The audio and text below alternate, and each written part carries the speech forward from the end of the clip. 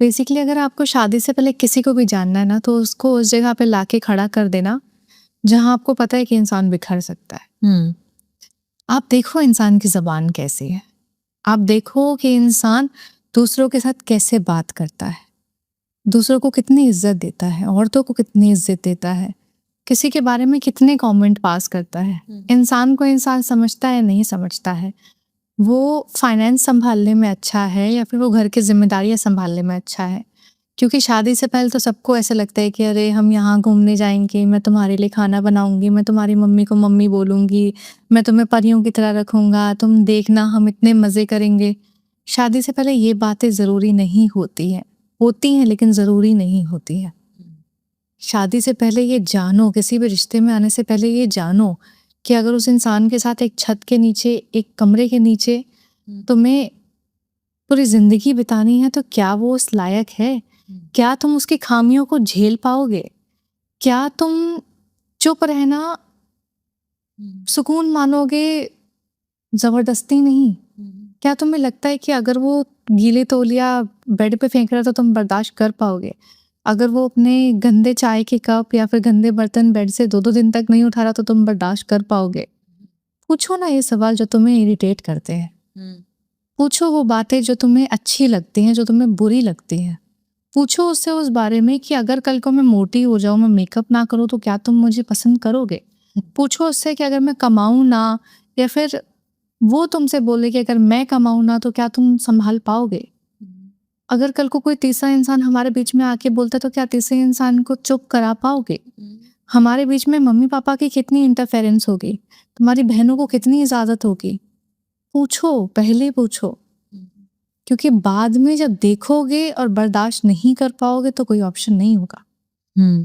पहले पूछो। जो लड़ाई की वजह बन सकती है उसके बारे में बात करो, जो लड़ाई खड़ी कर सकती है उसके बारे में बात करो। अगर बात नहीं करोगे तो बाद में सिवाय पछतावे के कुछ नहीं रह जाता। पर अगर कोई रिश्ता ना बहुत अच्छा चल रहा है, उन्होंने बहुत अच्छे से एक दूसरे को समझ लिया है, सब पता है एक दूसरे के बारे में, बट क्या होता है ना, बाहरी कोई आ जाता है, बाहर से कोई आ जाता है, भड़का देता है और उस रिश्ते को वहीं खत्म कर देता है। इसी में कहा जाता है ना कि बहकाने वाले यार हो जाते हैं और समझाने वाले गुनहगार हो जाते हैं। आपको देखना पड़ेगा ना कि आपका जो इंसान है वो कान का कच्चा नहीं है या है। क्योंकि जिस घर में लोगों के कान खुले होते हैं उस घर में कैकई होती है, और जिस घर में कैकई होती है उस घर में रामायण जरूर होती है। अगर आपको अपनी जिंदगी की रामायण बचानी है, अगर अपना रिश्ता बचाना है, तो आपको ये देखना पड़ेगा कि कैकई आपके घर में ना घुस पाए, तीसरा इंसान आपके रिश्ते के बीच में ना बोल पाए। अगर आपको कोई आपके पति के बारे में या आपके दोस्त के बारे में, अपनी बहन के बारे, किसी के बारे में भी आके कुछ बता रहा है, तो उसकी बातें सुन जरूर लो। अगर जवाब नहीं दे सकते हो, लेकिन उसकी बातें सुनने के बाद में अपने इंसान से सवाल मत करो। उसको सिर्फ बताओ कि उसने ऐसा बोला है, क्या है रियलिटी, क्या है, या फिर वो सिर्फ मुझे भड़काने की कोशिश कर रहा है। दूसरे इंसान की वजह से, तीसरे इंसान की वजह से अगर आपके घर में लड़ाइयाँ हो रही हैं तो आप गलत थे, क्योंकि तीसरा इंसान तो चाहता ही यही था। वो तो कामयाब हो गया। लोग आपकी खुशी नहीं देख पाते हैं, लोग आपका रिश्ता बनता हुआ नहीं देख पाते हैं, लोगों की इंटेंशन वो नहीं होती है जो आप समझते हो। लोग उतने अच्छे नहीं होते हैं। अगर कोई तीसरा इंसान आपके पार्टनर को आके भड़का रहा है, तो पहले आप अपने पार्टनर से लड़ाई मत करो, उस तीसरे इंसान को बोलो कि तुम हमारे बीच में नहीं बोल सकते हो, और अपने पार्टनर को आके बोलो कि भाई अगर हमारे बीच में इतनी ही कमज़ोर भरोसा है तो इस रिश्ते का कोई फ़ायदा नहीं है। ये बातें पहले होनी चाहिए कि हमारे बीच में कौन कितना बोल सकता है। इसलिए मैंने बोला कि इंटरफेरेंस जानो लोगों का, इंटरफेरेंस देखो लोगों का, इंटरफेरेंस रोको। किसी तीसरे इंसान को हम दोनों के बीच में बोलने का अधिकार नहीं होना चाहिए। कोई अगर बोलेगा तो सबसे पहले उसको तमाचा पड़ेगा, और फिर मैं अपने पति के साथ बैठ के, अपने पार्टनर के साथ बैठ के सिर्फ मुस्कुराऊंगी, क्योंकि उनकी एक और कोशिश नाकामयाब हुई हमें तोड़ने की। खुद को इतना मजबूत बनाना पड़ेगा, अपने रिश्ते को इतना मजबूत बनाना पड़ेगा, अपने पार्टनर को इतना भरोसा दिलाना पड़ेगा। एक जॉन इलिया साहब का शेर है लवली जी, कि कहते हैं कि मैं पैरों पे सर रखकर भी मना लूंगा तुम्हें, पर शर्त ये है कि मेरे झुकने पर तुम्हें गुरूर नहीं मोहब्बत महसूस हो। और इसी में ही एक चीज़ है जो कि आजकल हर रिश्ते में है, वो है ईगो प्रॉब्लम। ईगो प्रॉब्लम बहुत ज़्यादा है कि तू मेरे से नीचे है, मैं तेरे से ऊपर। अपने आप को बढ़ाने की, दिखाने की कोशिश की जाती है रिश्ते में, जो कि एक गलत चीज़ है। तो आप उसके बारे में क्या कहती हैं? अना की किसी भी रिश्ते में, किसी भी मोहब्बत में ज़रूरत नहीं होती है। ज़रूरत क्या, उसकी जगह ही नहीं होती है। प्यार बराबरी देता है, प्यार इज्जत देता है, प्यार आपका साथ निभाता है। जब आप उसके सामने नहीं हो तब भी निभाएगा, जब आप उसके साथ खड़े हो तब भी निभाएगा। प्यार आपको ऊपर उठाता है, नीचे नहीं गिराता है। और अगर कोई प्यार आपको गुरूर दे, अच्छा है, लेकिन आपको मगरूर करे, वो गलत है। आप दुनिया के सामने सर उठा के जियो, अच्छा है, लेकिन अपने प्रेमी के साथ में, अपने पार्टनर के साथ में, अपने उस मोहब्बत के रिश्ते में गुरूर दिखाओ, वो गलत है। अना नहीं होनी चाहिए। अभी ना एक ना रिश्ते में एक चीज़ कही जाती है कि, और जीवन में भी, कि ना बोलना बहुत ज़रूरी है। तो वो जो ना की अहमियत है वो किस तरह बयां करेंगे? ना बिल्कुल ज़रूरी है। हम लोग ना हमेशा मुरब्बत का मतलब होता है अच्छा बनने के चक्कर में, कि कोई हमसे बुरा ना मान जाए, उसके चक्कर में वो चीज़ें भी अपना लेते हैं जो गलत होती हैं, जो समझौता होती हैं।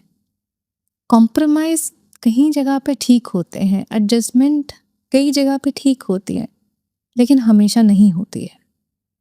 आपको ना बोलना पड़ेगा। कोई चीज़ बुरी लग रही है, बोलो। कोई चीज़ नहीं चाहिए, बोलो। अगर मैं आपको, आप वेजिटेरियन हो, नॉनवेज अगर मैं आपको दूं, ना बोलोगे ना, आप नहीं सोचोगे कि मैं बुरा मानूंगी या अच्छा मानूंगी। लेकिन अगर मैं आपके ऊपर इज्जत की बात करूं, मैं आपके ऊपर हाथ उठाऊं, आप ना नहीं बोलोगी। मैं आपको गाली दूं, आप ना नहीं बोलोगी। मजाक करूं, लिमिट के बाहर मजाक करूं, दायरे के बाहर जाके मजाक करूं, आप ना नहीं बोलोगी। क्यों? क्योंकि लगेगा कि रिश्ता खत्म हो सकता है, दोस्ती खत्म हो सकती है, इंसान बुरा मान सकता है। अगर हम पहले ही दायरे तय कर देंगे तो लोग उनको नहीं लागेंगे। पहले ही ना बोलना सीख जाएंगे तो लोग हमारी हाँ की कद्र करेंगे।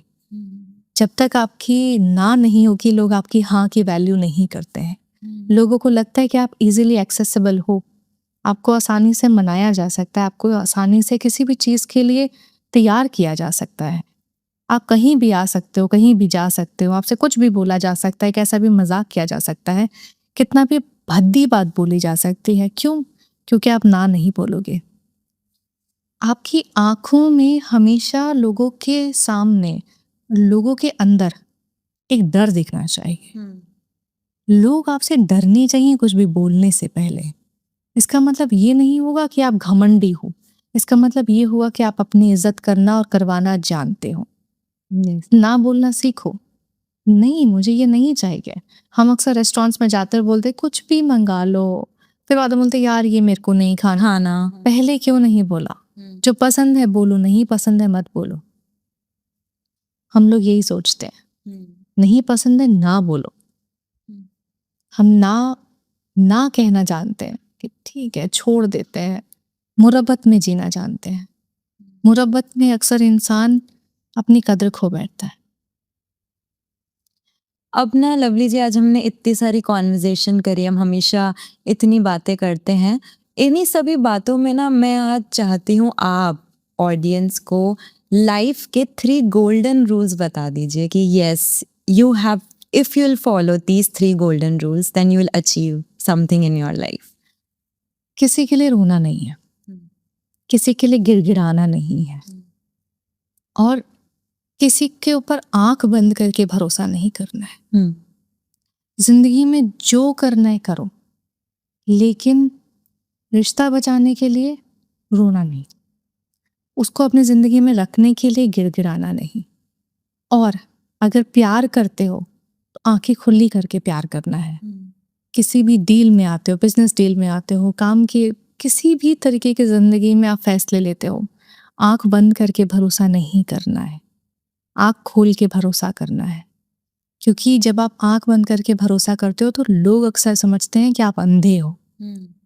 अंधा नहीं बनना है किसी भी चीज के पीछे। ना बोलना सीखना है, चुप रहना सीखना है। दोनों की अहमियत अपनी जगह पे होती है। कई बार चुप रहना, मौन रहना आपको बहुत सुकून देता है, लेकिन कई बार चुप रहना जब आपको स्वीकारना पड़ जाए, जब आपको लगे कि मेरे पास इसके अलावा कोई और रास्ता नहीं है, वो आपको मार देता है। तो मौन चुनो, कहाँ चुनना है वो चुनो, कहाँ बोलना है वो चुनो, कहाँ किसके सामने हंसना है वो चुनो, किसके सामने बस बैठना है वो चुनो। अपने कंधे सोच समझ के चुनना, किसके सामने रोना है वो चुनना, क्योंकि आपके दुख सुन तो हर कोई लेता है, समझ कोई नहीं पाता। बिल्कुल। आपसे हाल हर कोई पूछता है, हाल जानना कोई नहीं चाहता। लोगों को अपनी जिंदगी में सोच समझ के लाना, लोगों को अपनी जिंदगी में सोच समझ के रखना। जो आपकी कदर नहीं कर रहा है उसको जाने देना, जो आपकी इज्जत नहीं कर रहा है उसको जाने देना। जो आपको आप समझ के रखता है, जो आपको बढ़ाता है, ऊपर उठाता है, जो आपके लिए तालियां बजाता है, जो आपकी तारीफ करता है, उनको रखो। ये जो मुर्दे फूल होते हैं ना, हम उन लोगों को पानी देते हैं। मुर्दे लोग अपनी जिंदगी में नहीं रखने हैं। कॉन्टैक्ट लिस्ट है ना हमारी 1200, 1500, 2000, 3000 लोगों की। अगर कभी आधी रात को जरूरत पड़ेगी तो उसमें 3 या 4 लोगों को ही आप याद कर पाओगे। उन 3-4 लोगों को संभाल के रखना। जो 1300, 1400, 4000 लोगों की भीड़ है, उनको भीड़ ही समझना, उनको अपनी दुनिया नहीं समझना। सो अभी इसी सब में ना लवली दी आपकी 2 किताबें आई थी। एक तो आदित्य राव जी ने लिखी है और एक आपने लिखी है माचिस की पट्टी, और ये समाज और तुम्हारा अकेलापन, जो कि अभी अमेज़न पे बेस्ट सेलर चल रही है। Amazon पे best और seller चल रही है। बिल्कुल आज आप मेरे लिए किताबें लाई हैं, मैं ज़रूर इनको पढ़ना चाहूँगी। ये मेरे खूबसूरत पति की किताब है। बहुत कम लोगों को पता है कि ये तस्वीर मैंने खींची। वाह। दोस्तों, मैं बातें करने के अलावा काम भी अच्छा जानती हूँ, जो मेरा पति बहुत बखूबी जानता है। समाज और तुम्हारा अकेलापन ना, अक्सर तुमने देखा होगा कि हम भीड़ में तो हैं लेकिन फिर भी अकेले हैं।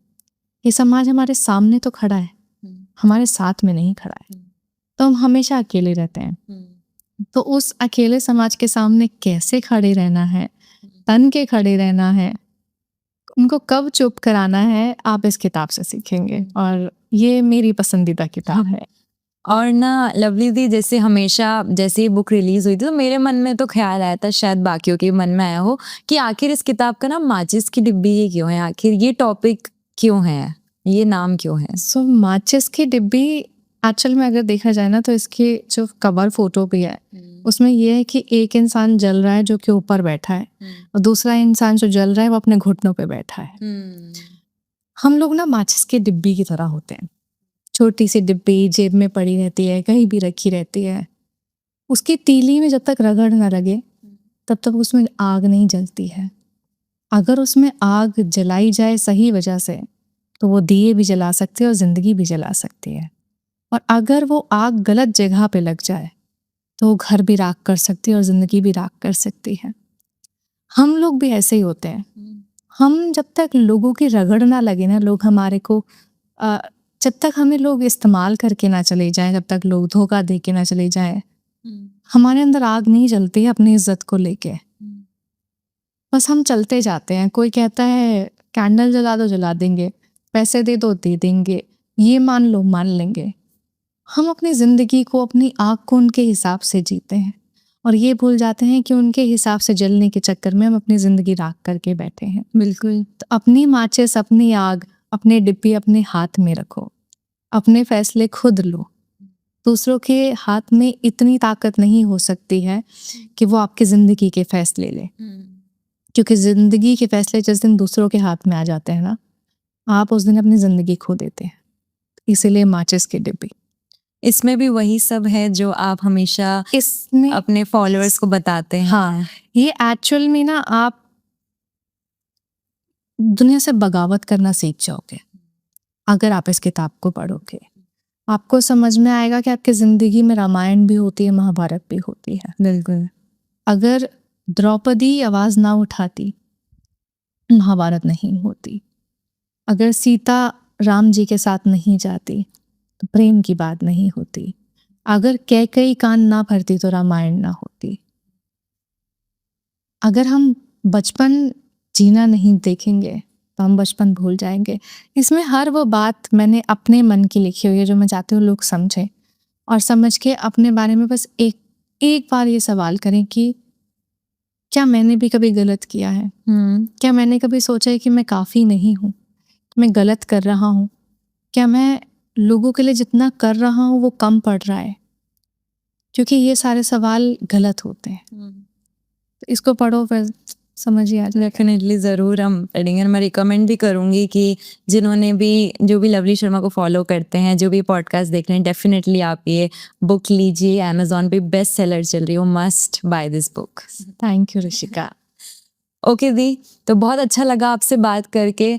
Any one last message you want to give on Rishika podcast? आप दूसरी बार आ रही हैं, कैसा लग रहा है आपको? हाँ, मुझे बहुत अच्छा लग रहा है। इसमें ना मैं सिर्फ एक ही बात कहना चाहूँगी कि ज़रूरी नहीं है कि कुछ गलत करने के बाद ही आपको तकलीफ़ मिले। कई बार हद से अच्छा होने की भी आपको कीमत चुकानी पड़ जाती है।